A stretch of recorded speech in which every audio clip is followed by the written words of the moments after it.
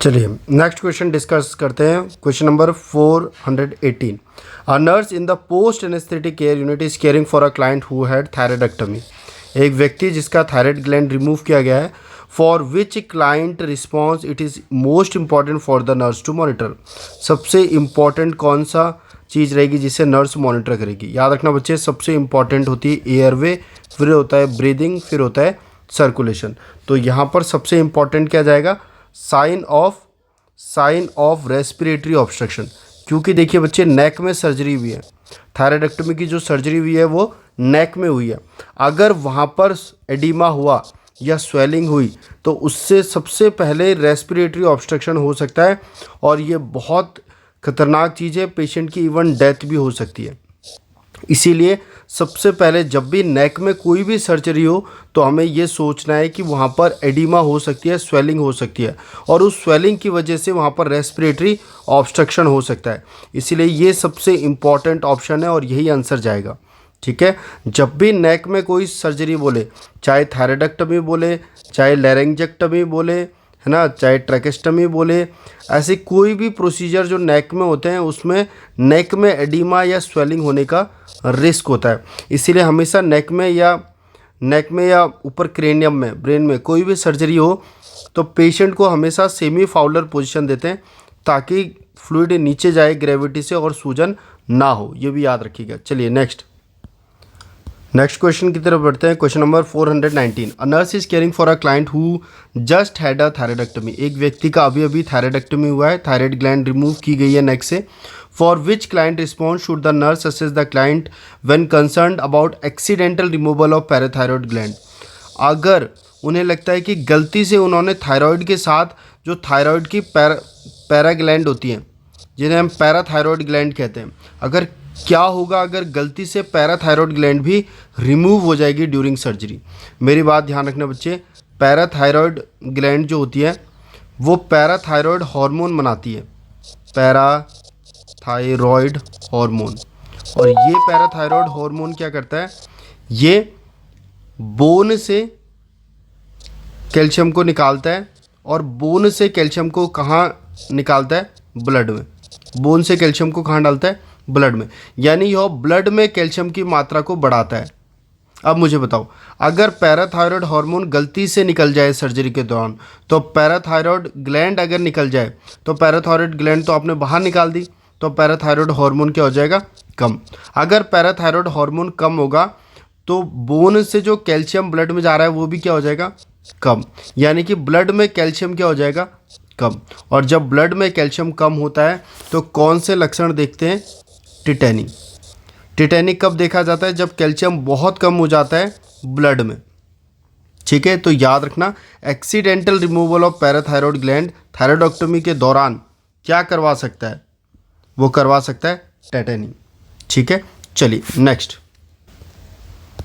Question number 420। When taking BP of a client of thyroidectomy. एक व्यक्ति जिसका thyroidectomy हुआ है उसका बीपी लिया जा रहा है। नर्स देखती है कि the client is pale and spasm of hand में स्पाज्म आ गया है। याद रखो बच्चे, जहाँ भी स्पाज्म वर्ड आए वो भी थायराइडेक्टमी के बाद, तो सोच लो मरीज को क्या हो रहा है? टिटेनी। टिटेनी क्यों होता है? जब कैल्शियम कम हो जाता है ब्लड में। ठीक है, तो उसको जब उसका बीपी ले रही थी तो देखा कि मरीज के हाथ में स्पाज्म आ रहा है। The nurse notifies the health care provider. What should the nurse expect the health care provider to prescribe. तो डॉक्टर उसको क्या प्रिस्क्राइब करेगा? बताओ मुझे। एक्चुअल में हुआ क्या होगा? उस व्यक्ति के थायराइडेक्टमी कर रहे होंगे, थायराइड ग्लैंड को रिमूव कर रहे होंगे, साथ साथ में गलती से पैराथायरॉयड ग्लैंड भी रिमूव हो गए होंगे। जब पैराथायरॉयड ग्लैंड रिमूव हो गए तो पैराथायरॉयड हार्मोन भी नहीं रहे, और जब पैराथायरॉयड हार्मोन नहीं रहे तो बोन से कौन डालेगा कैल्शियम अब ब्लड में? तो कैल्शियम ब्लड में क्या हो जाएगा? कम। और जब कैल्शियम ब्लड में कम हो जाएगा, इसीलिए तो उसको स्पाज्म आ रहे हैं, इसी को तो टिटेनी कहते हैं।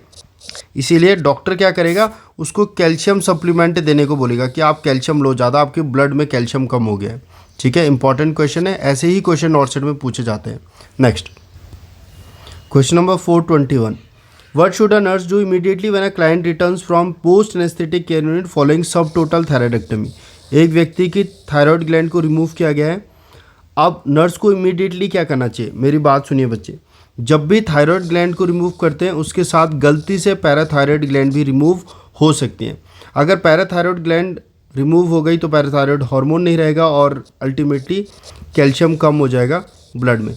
जब कैल्शियम ब्लड में कम होगा तो व्यक्ति में क्या देखने को मिलेगा, टिटेनी, यानी उसका क्या हो जाएगा, बॉडी का स्पाज्म।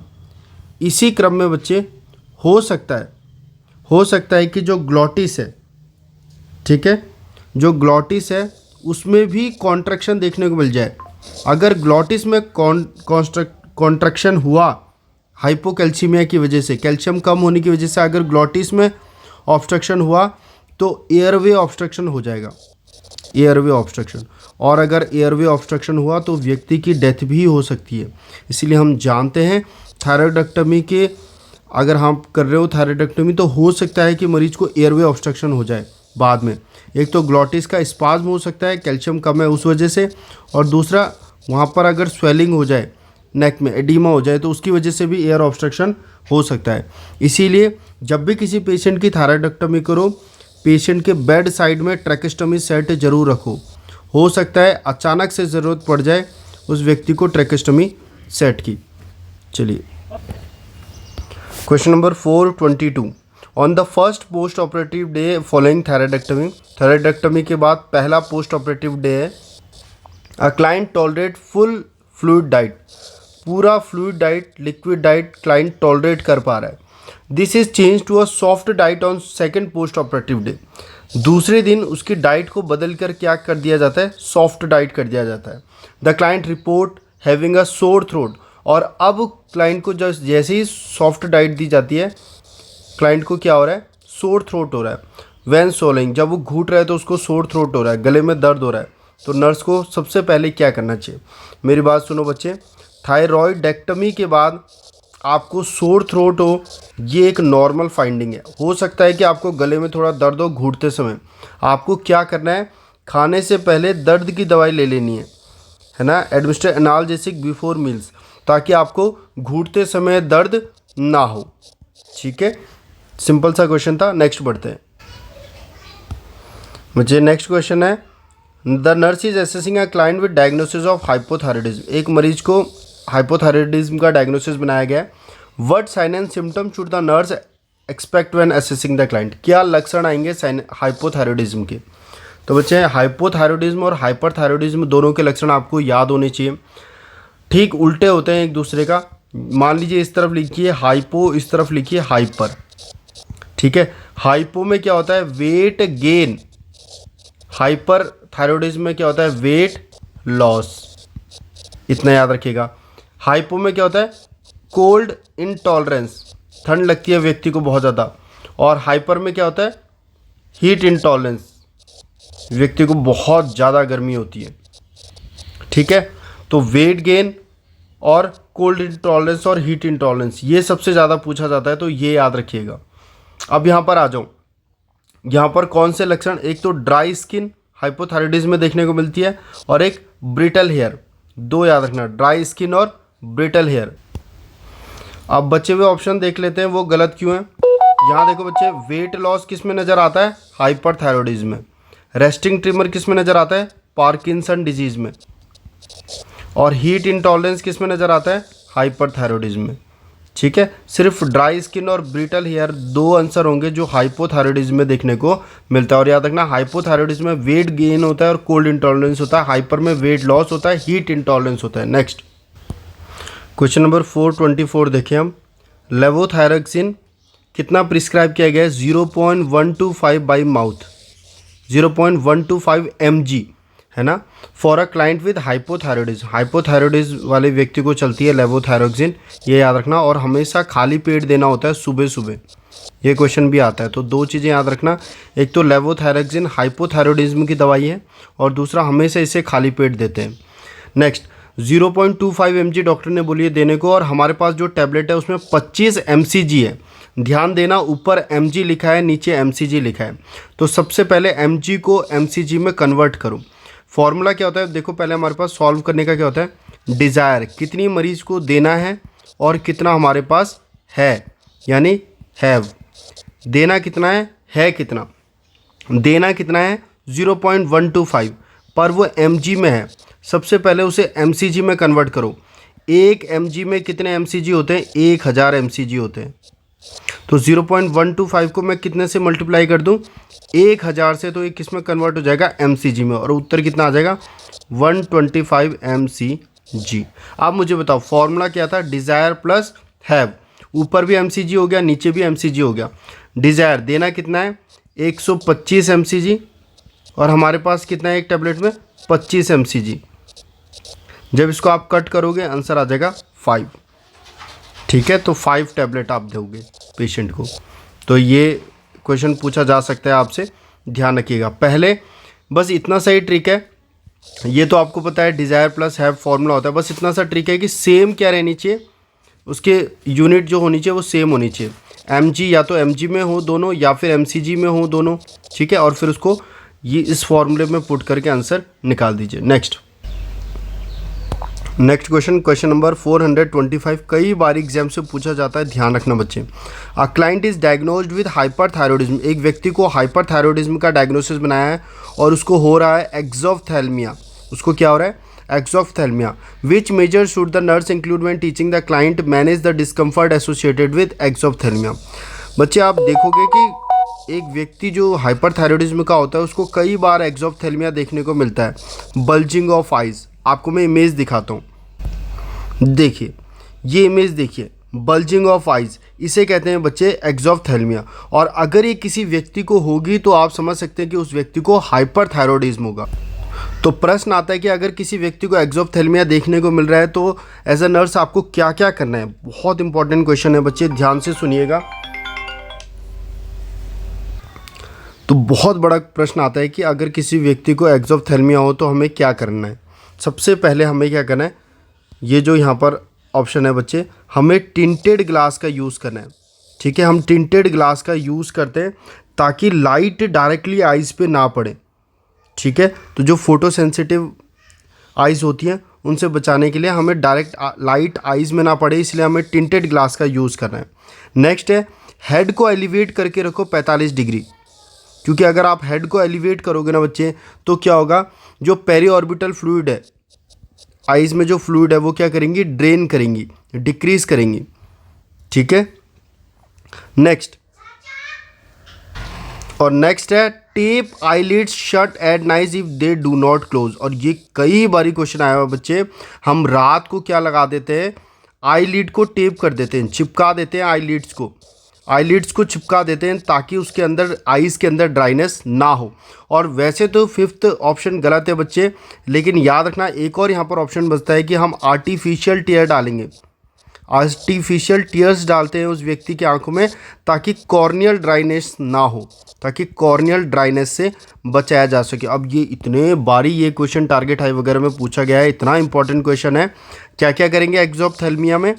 पहला टिंटेड ग्लास का यूज़, दूसरा हेड को एलिवेट करके रखेंगे, आईलिड्स को टेप करेंगे और आर्टिफिशियल टीयर्स का यूज़ करेंगे। ये चारों चीज़ें याद रखिएगा। धीरे धीरे आप सारे कॉन्सेप्ट सीख रहे हो और एक दिन ऐसा आएगा जब ये जो सिनेरियो बेस्ड क्वेश्चंस है इनमें आपको मास्टरी हासिल होगी। ठीक है, चलिए नेक्स्ट आगे बढ़ते हैं। नेक्स्ट है बच्चे question number 426। For which client response should the nurse monitor when assessing a complication of hyper parathyroidism. क्या होगा अगर व्यक्ति में हाइपर पैराथायरॉयडिज्म होगा तो कौन सा कॉम्प्लिकेशन होगा? मेरी बात सुनिए, ये है बोन और ये है ब्लड। तो जो पैराथायरॉयड हार्मोन होता है वो क्या करता है? कैल्शियम को बोन से किस में डालता है? ब्लड में डालता है। तो अगर पैराथायरॉयड हार्मोन ज़्यादा होगा तो ज़्यादा कैल्शियम क्या करेगा? बोन से किस में जाएगा? ब्लड में जाएगा। और जब सारा का सारा कैल्शियम बोन से ब्लड में चले जाएगा तो बोन कैसी हो जाएगी? काफ़ी वीक हो जाएगी बच्चे, काफ़ी वीक हो जाएगी, क्योंकि सारा कैल्शियम तो कहाँ चले गया? ब्लड में। और वो क्यों गया? क्योंकि पैराथायरॉयड हार्मोन क्या था? ज़्यादा। यानी कि अब मुझे बताओ, क्या बोन के टूटने के चांसेस ज़्यादा होंगे? जी हाँ, तो उस व्यक्ति को फ्रैक्चर का रिस्क ज़्यादा होगा। याद रखना, जिसको भी हाइपर पैराथायरॉयडिज्म है, पैराथायरॉयड हार्मोन ज़्यादा है जिसमें उसको फ्रैक्चर का खतरा होगा, उसमें बोन पेन होगा।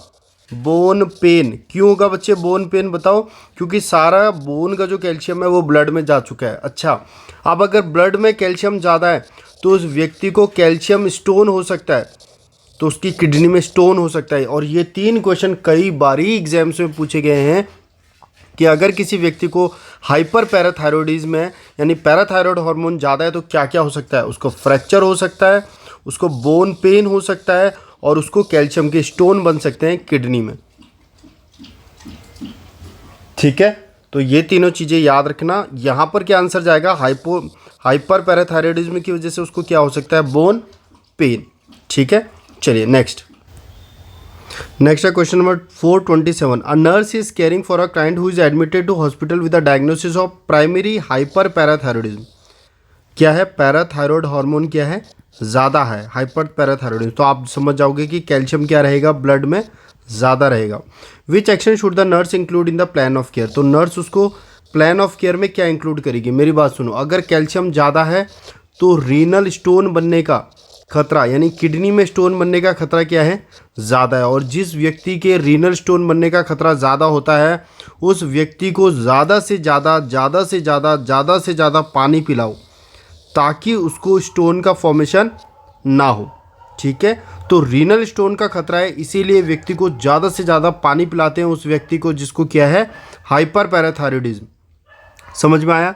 Ensuring a large fluid intake, यही इसका सही आंसर होगा। चलिए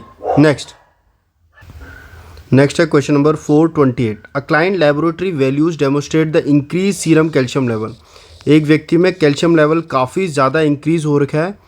ठीक है, और उस व्यक्ति को हाइपर पैराथायरॉयडिज्म है। तो हाइपर पैराथायरॉयडिज्म के बाद इंक्रीज सीरम कैल्शियम होना आप जानते हैं क्यों हुआ होगा, जाहिर सी बात है। Next, for what sign and symptom should the nurse assess. क्या लक्षणों के लिए नर्स देखेगी। मेरी बात सुनो, जब कैल्शियम ज़्यादा होता है तब क्या होता है शरीर में, और जब कैल्शियम कम होता है तब क्या होता है।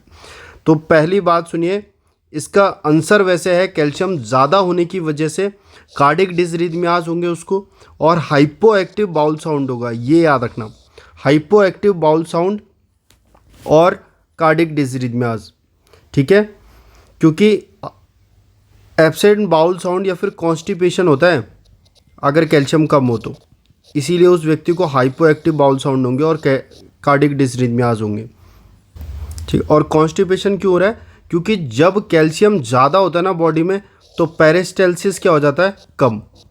जैसे ही पेरिस्टाल्टिक मूवमेंट कम होती है तो धीरे धीरे व्यक्ति को कॉन्स्टिपेशन हो जाता है, और जब व्यक्ति को कॉन्स्टिपेशन होता है तो उसके बाद हाइपो एक्टिव बाउल साउंड देखने को मिलते हैं। याद रखना, कैल्शियम का ज़्यादा होना आपकी गट की मोटिलिटी को क्या कर देता है, कम, पेरिस्टाल्सिस को कम कर देता है, जिसकी वजह से हाइपो एक्टिव बाउल साउंड और कार्डिक डिसरिथमियाज आपको देखने को मिलेंगे। ऊपर के 3 बात करें, मसल ट्रिमर कब आएगा, जब कैल्शियम कम होता है ब्लड में। एब्डोमिनल क्रैम्प कब आएंगे, जब कैल्शियम कम होता है ब्लड में। इंक्रीज्ड पेरिस्टाल्सिस कब होता है, जब कैल्शियम कम हो। और डिक्रीज्ड पेरिस्टाल्सिस कब होता है, जब कैल्शियम ज़्यादा हो। बस ये सारे पॉइंट्स आपको याद रखने हैं। आपका ID card with in 1 to 2 months या 5-6 मंथ्स के स्पैन में आपके पास आ जाएगा, अगर ये छोटे छोटे कॉन्सेप्ट्स आप याद रखते हैं तो। ठीक है, वो भी मैं आपको हिंदी में इतने इजीली ये सारी चीज़ें बता रहा हूँ। बस इन वीडियोस को बार बार रिवाइज़ कीजिए और मॉसबी में अपनी मास्टरी हासिल कीजिए। चलिए आगे बढ़ते हैं। Question number 429। A nurse is caring for a client admitted with the diagnosis of pheochromocytoma. बच्चे, फियोक्रोमोसाइटोमा क्या होता है, ये एड्रिनल मेड्यूला था ना, ये अंदर वाले भाग को हम मेड्यूला कहते थे एड्रिनल ग्लैंड के, और बाहर वाले को कॉर्टेक्स कहते थे। तो अंदर वाला जो मेड्यूला था वो क्या निकालता था, fight and flight hormone, nor adrenaline और एड्रेनलिन। ठीक है, तो फाइट एंड फ्लाइट हार्मोन कौन निकालता था, ये अंदर वाला भाग। अगर इस अंदर वाले भाग का, मेड्यूला का आपको कैंसर हो जाए, अगर इसका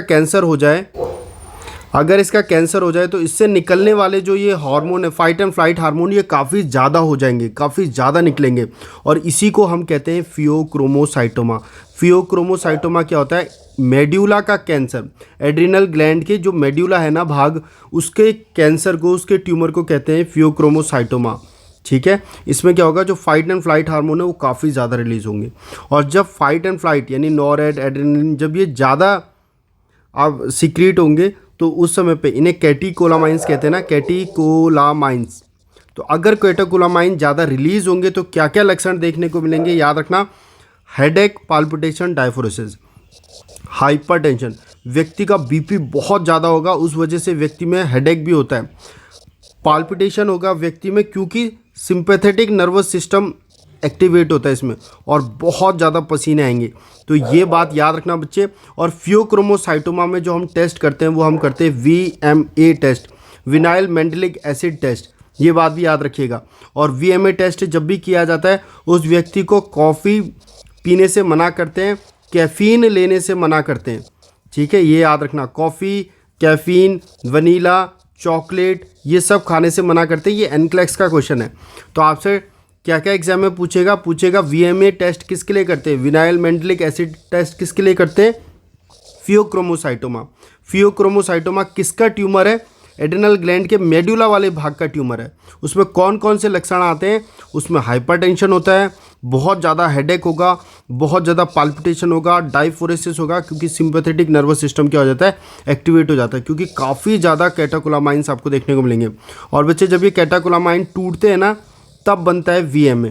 इसीलिए हम VMA टेस्ट में क्या करते हैं, उस व्यक्ति का देखते हैं कि VMA बढ़ा हुआ है या नहीं। अगर बढ़ा हुआ है तो समझ जाओ ज़्यादा कैटेकोलामाइन टूट रहे हैं, और अगर ज़्यादा कैटेकोलामाइन है तो समझ जाओ इसका ट्यूमर है, ठीक है। और एड्रिनल मेडुला के ट्यूमर को क्या कहते हैं, फियोक्रोमोसाइटोमा, ठीक है।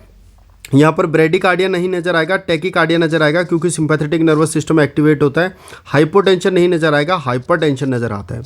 तो ये सारे लक्षण याद रखना, एक क्वेश्चन यहाँ से बन सकता है। चलिए नेक्स्ट क्वेश्चन नंबर 430।